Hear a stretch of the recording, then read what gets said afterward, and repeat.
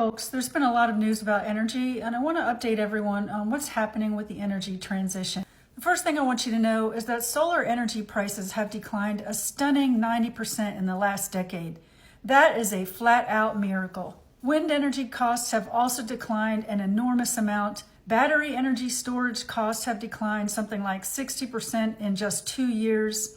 These costs are just stunning. That's not all, but we'll stop there. These amazing price drops are the result of advancements in research and technology and because of policy support driven by the urgent need to stop burning fossil fuels.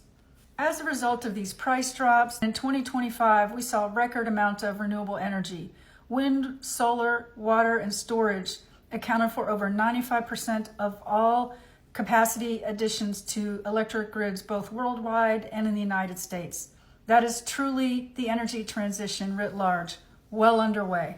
At the same time, fossil fuel generating stations have closed in record numbers. If you want to learn more about the energy transition, 2 great podcasts I recommend are Volts with David Roberts and The Energy Transition with Chris Nelder. We still have some big problems.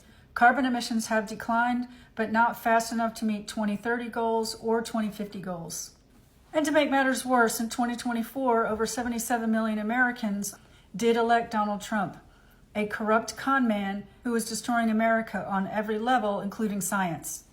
Because he's a corrupt con man, and because there's a lot more money in fossil fuels than there is in renewable energy, Donald Trump is following whatever they want to do. In this case, dismantle environmental regulations, require and force states and the government to continue coal plants even though they don't want to.